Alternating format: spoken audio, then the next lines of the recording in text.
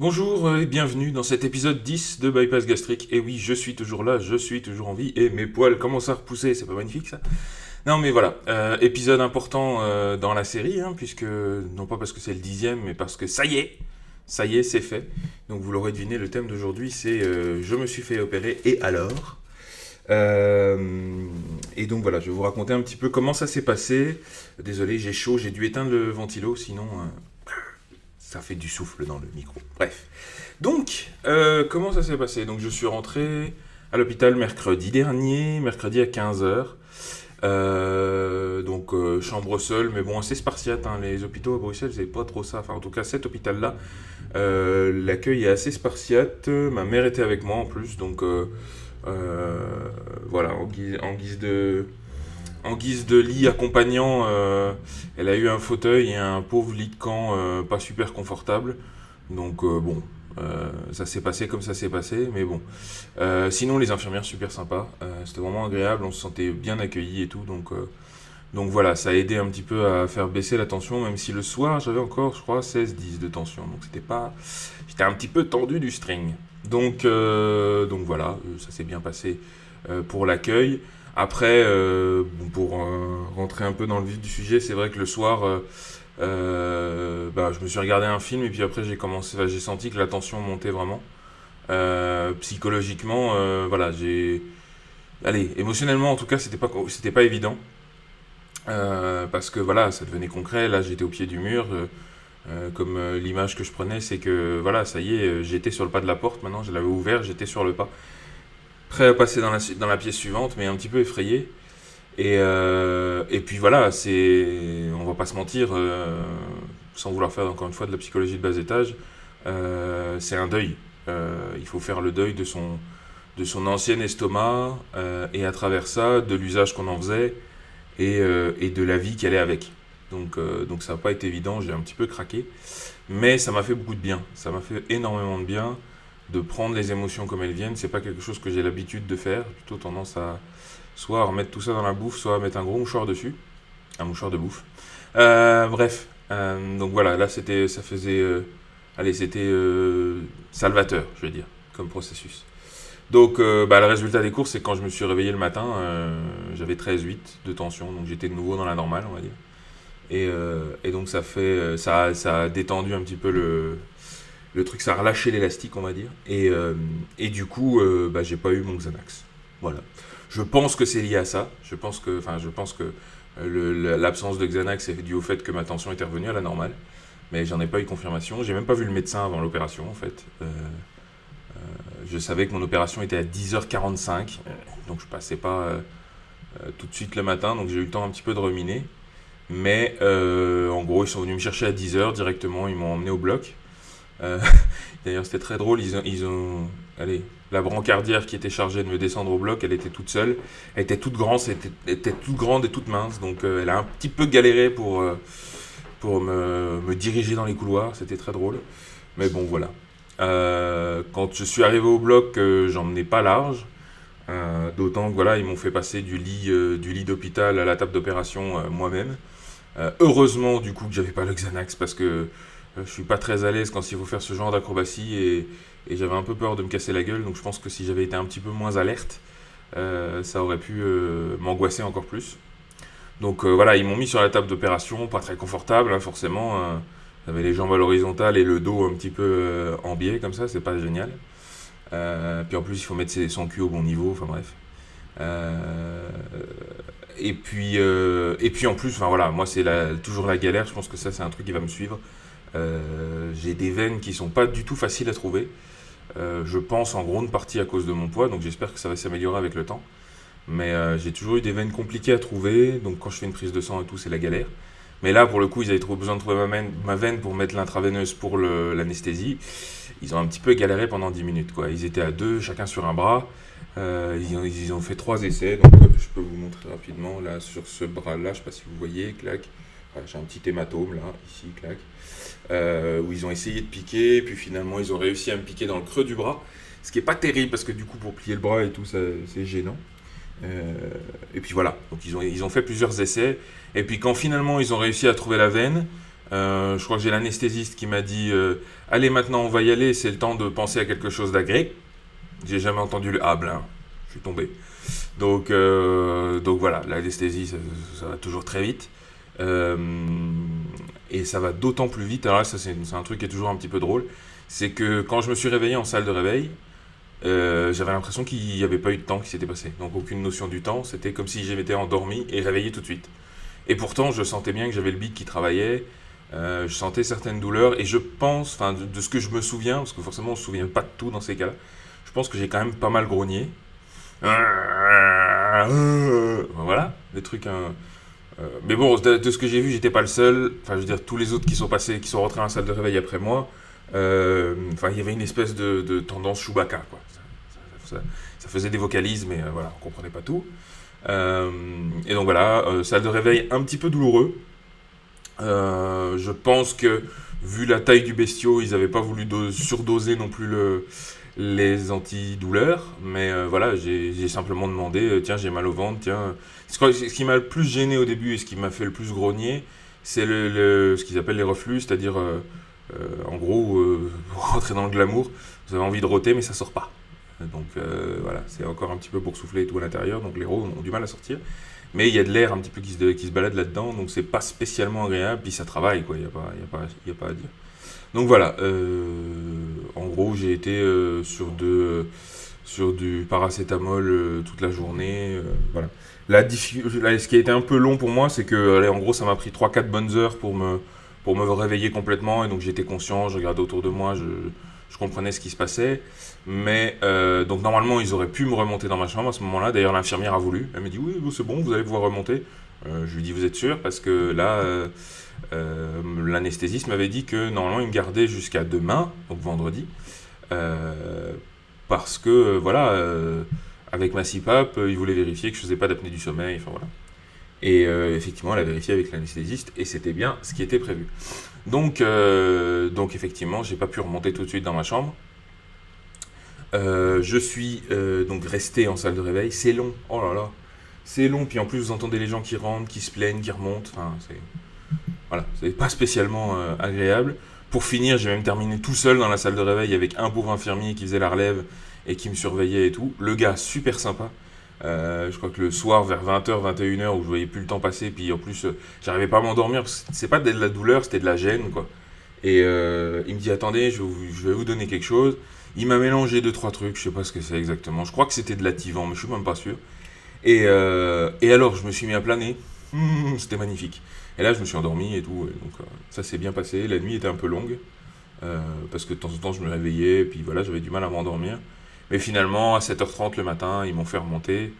Et ça allait, quoi. Franchement, ça allait. Les infirmières sont venues. Euh,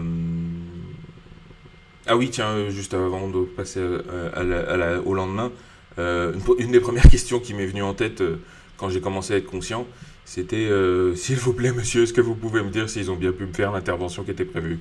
Parce que j'avais tellement peur, enfin, c'était l'angoisse, je pense, principale que j'avais depuis que le chirurgien m'avait dit il y a une petite chance pour qu'on puisse pas vous faire un bypass. Est-ce que je vous referme ou est-ce que je fais quand même une sleeve? Donc, ça, c'était le truc et la question à 200 000 $. Et en l'occurrence, je lui avais dit, ben, tant qu'on est là, on va pas rentrer bredouille, donc faites-moi une sleeve, quoi. Mais j'avais vraiment peur qu'ils doivent le faire. Et là, l'anesthésiste qui était, enfin, pardon, l'infirmier dans la salle de réveil qui a été super rassurant, il prend mon dossier, il regarde, il fait, bah, écoutez, je pense pas, je vois rien qui dit qu'on vous a changé l'intervention. Merci, c'est super rassurant. J'aurais préféré un oui définitif. Hein, oui, c'est bon, on vous a fait. Donc voilà. Finalement. Effectivement, ça a été la bonne intervention, mais bon, c'était un petit peu ma première angoisse quand je me suis réveillé. Donc, le lendemain, quand ils m'ont remonté dans ma chambre, les infirmières sont venues pour me faire ma toilette. Alors ça, c'est pas un truc qui est spécialement agréable. En même temps, c'est un peu comme la séance de pissage dans la salle de réveil, c'est-à-dire que quand vous êtes... En fait, apparemment, c'est la vessie. Enfin, la vessie est un des derniers trucs qui se réveille. Et comme ils vous mettent de l'eau dans le bide pendant l'opération, il faut évacuer. Et comme on ne sent pas encore sa vessie, ben, on n'a pas forcément envie de pisser. Et donc, ça peut s'accumuler, éventuellement, voilà, causer des dommages. Donc ils doivent faire attention à ce que vous pissiez. Donc l'infirmier était là avec son urinal, donc l'espèce de réservoir en forme de banane, comme ça, où il fallait pisser dedans. À un moment donné, il me dit, vous avez pas envie de faire pipi? Je dis non, ça va. Et du coup, il me touche un peu l'abdomen, il me dit, et là, ah si, vas-y, balance ton truc. Et puis voilà, j'ai pissé dans l'urinal, quoi. Alors, ils mettent des rideaux autour pour garder un minimum d'intimité, mais c'est vrai que c'est pas le truc super naturel. L'infirmier qui s'excuse après, qui me fait, ben désolé, hein, je sais que c'est pas très génial comme disposition, mais bon, dites-vous que nous on fait ça 35 fois par jour. Moi je lui ai dit, bah écoutez, c'est médical, hein, de toute façon, voilà, il n'y a pas de souci. Et donc voilà, dans la chambre le lendemain, donc ça c'était en salle de réveil de nouveau, j'ai du mal avec la chronologie des événements. Le vendredi matin, donc quand je suis remonté dans ma chambre, effectivement, les infirmières, le premier truc qu'elles ont fait, c'est elles m'ont fait ma toilette. Donc elles se sont mis à deux, avec des gants de toilette, moi couché dans le lit, et puis que je te nettoie, que je te lave, que je te touche toutes les parties les plus intimes de ton corps. Heureusement que c'était des infirmières, on va dire d'un certain âge, ou en tout cas pas à mon goût. Donc ça n'a pas provoqué de réaction incontrôlée, hein, pour dire les choses poétiquement. Ça aussi, c'est une petite angoisse. Bref, donc elles m'ont fait ma toilette, j'ai fait le mort un peu, j'ai laissé passer le truc. C'était pas spécialement gênant, encore une fois, quand vous le voyez de façon médicale, quand on le voit de façon médicale, c'est pas... Voilà, il n'y a rien de bien méchant. Elles m'ont fait ma toilette, et puis après, il était question de changer mon lit, et donc, parce que j'avais quand même passé 24 heures allongé dans ce foutu lit, pas super confortable, j'avais mal aux fesses, mais quelque chose de monstrueux. Je savais plus comment me mettre pour pas avoir mal aux fesses. Donc voilà. Elles m'ont aidé à me lever, ça s'est bien passé, donc je me suis mis assis dans le fauteuil et tout. Bon, ça tournait un petit peu la tête au début, puis après c'est passé. Elles m'ont changé et tout. Et puis voilà, j'étais dans mon lit, j'étais relativement bien. Derrière, j'ai eu un défilé de médecins. D'abord, j'ai eu un médecin qui est passé pour me dire que voilà, j'allais pouvoir progressivement boire de l'eau. Waouh, super! Boire de l'eau. Parce que ça aussi, la bouche sèche. Oh là là, quand vous êtes en salle de réveil, vous avez la bouche sèche, dites-le. Et ils ont un truc génial. Ils ont des espèces de coton-tiges, normalement. Enfin, moi, c'est ce qu'ils avaient. Il y avait des coton-tiges. La tige, elle est imbibée d'eau au citron. Et ils mettent ça au congèle, donc c'est glaçant en plus. Et vous badigeonnez les lèvres et tout ça avec. C'est top. Pas le droit de boire, mais en plus c'est bon, c'est au citron, donc c'est sympa. Donc n'hésitez pas à demander ce genre de truc. Donc là, pour le coup, j'avais le droit de descendre un petit peu d'eau, par petites gorgées, toutes petites. Ça me fait penser que j'ai encore mon chèque qui n'est pas terminé. Où c'est que je l'ai mis? Il est là. Bien sûr.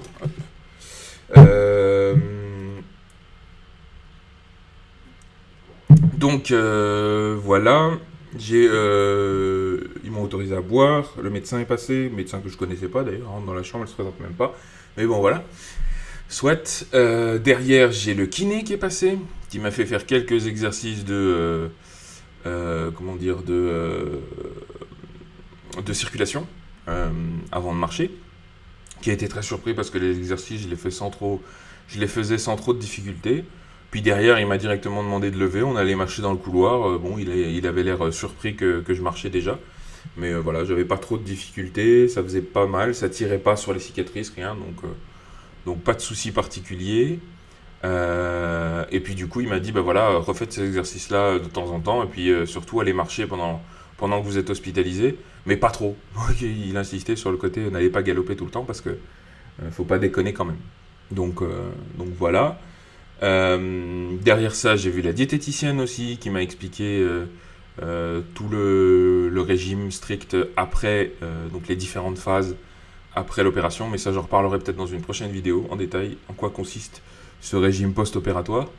Et puis, donc ça c'était vendredi, et puis vendredi après-midi, j'ai vu le chirurgien, le professeur Cadière, qui est passé, j'adore, informel complètement, pas une blouse, rien du tout. Il passe en petit polo basket, polo jean comme ça, il rentre dans ma chambre, ah bonjour monsieur. Voilà, il me demande comment ça va, je dis ça va très bien. Il me dit bah écoutez, moi j'ai été assez halluciné parce que c'était une intervention incroyablement facile. Je m'attendais pas à ce que ce soit aussi simple que ça. Mais il se trouve que je m'attendais à trouver de la graisse sur le chemin, à avoir du mal à accéder. Et puis là, il n'y avait rien du tout, c'était super facile, j'ai pu faire mon anse comme ça. Il t'explique ça comme genre, moi j'ai fait mon ourlet, hein, nickel. Bon bah écoute, si tu le dis, c'est bien.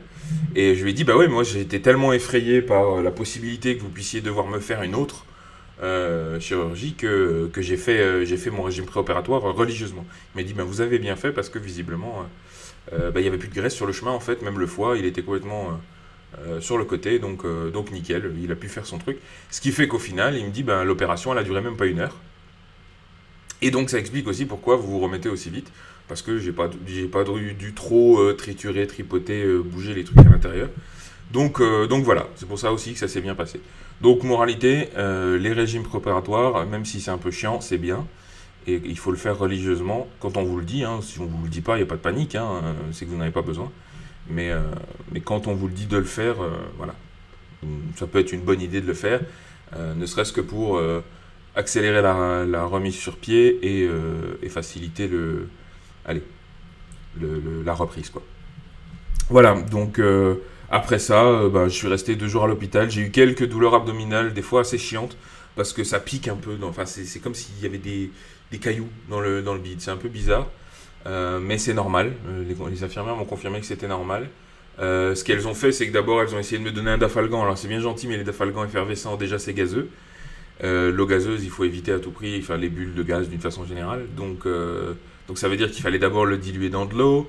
Pas trop d'eau, parce qu'on sait que sinon, on n'arrivera pas à l'avaler rapidement, enfin, assez rapidement. Et puis, en plus, il faut le remuer. Donc, une petite technique, hein, comme pour le coca, quand vous voulez enlever les bulles, vous le tournez, vous le touillez un petit peu avec une cuillère et le gaz s'en va assez vite.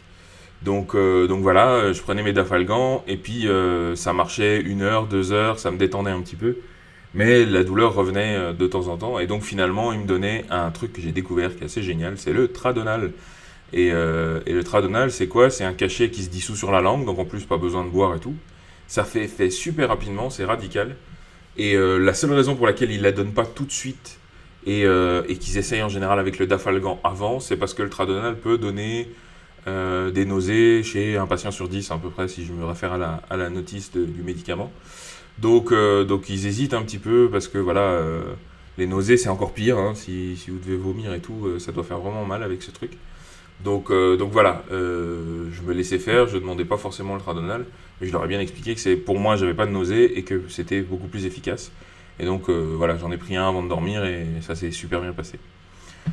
Et donc voilà, le chirurgien me dit voilà, si vous faites les yeux doux aux infirmières, même samedi vous pouvez sortir. J'ai dit bon, on va laisser le truc se dérouler comme normalement. Et puis effectivement, le samedi, le médecin est passé et m'a dit demain vous sortez, c'est bon, c'est nickel. Tout est bon, les liquides passaient bien. Donc au début, après l'eau, ils m'ont donné un bouillon de légumes et des petites bouteilles de Nutricia, ça s'appelle. C'est en gros un mélange de fibres, de vitamines et de protéines. Qu'on trouve en pharmacie. Ça a la texture du lait en gros. Et c'est au goût fraise ou vanille par exemple. Là, en l'occurrence, c'était ces goûts-là. Donc ils m'ont filé des trucs comme ça et ça passait tout seul. Donc toujours par petites gorgées. C'était nickel.